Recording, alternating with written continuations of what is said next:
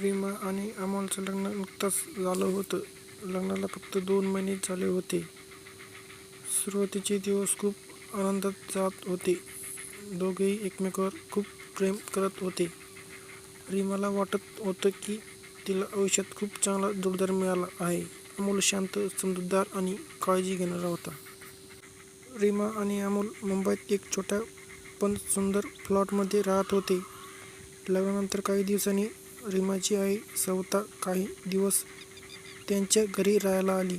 रीमाला खूप आनंद झाला, कारण तिला आईसोबत वेळ घालवायला मिळणार होता. सुरुवातीचे काही दिवस अगदी सामान्य होते. सविता घरात मदत करत होती, स्वयंपाक करत होती आणि अमोलशी प्रेमाने बोलत होती.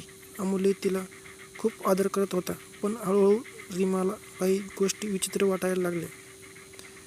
एक रात्र रीमा झोपेतून उठली. तिला पाणी प्यायचं होतं. ती हॉलमध्ये आली तेव्हा तिने पाहिले की लाईट चालू आहे आणि अमोल आणि तिची आई सविता हळू आवाजात. रीमाला थोडा संशय आला, पण तिने मनाला समजवलं की कदाचित ते काही साधं चर्चा करत असतील. काही दिवसांनी पुन्हा असंच घडलं. अमोल रात्री उशिरा फोनवर कोणाशी तरी बोलत होता. तो खूप हळू आवाजात बोलत होता. रीमा जवळ आली तेव्हा लगेच फोन ठेवला. रीमाने विचारलं, कोणाचा फोन होता?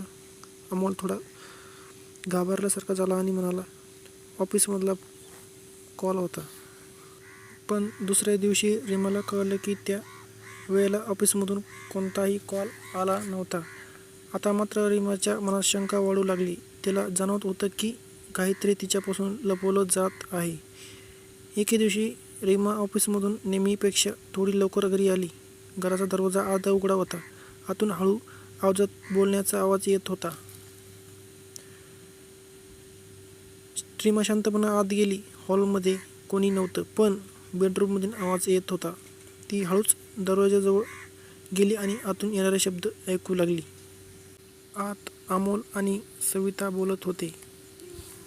सविता म्हणत होती, हे सगळं रीमाला कळायला नको. तिला खूप दुःख होईल. अमोल म्हणाला, मलाही माहीत आहे, पण आता हे जास्त दिवस लपणं कठीण होत चाललेलं आहे. हे ऐकताच रीमाच्या अंगावर शिवरे आले. तिच्या मनात हजारो प्रश्न निर्माण झाले. ते काय लपवत आहेत? माझ्यापासून काय गुपित आहे? रीमाला धक्का बसला. ती थोडा वेळ तिथेच उभी राहिली. नंतर तिने धैर्य एकवटले आणि दरवाजा उघडला. दोघे अचानक गप्प झाले. रीमाने त्याच्याकडे पाहिलं. तिच्या डोळ्यात राग, दुःख आणि संभ्रम सगळं काही दिसत होतं. ती शांत आवाजात म्हणाली, तुम्ही दोघं माझ्यापासून काय लपवत आहेत?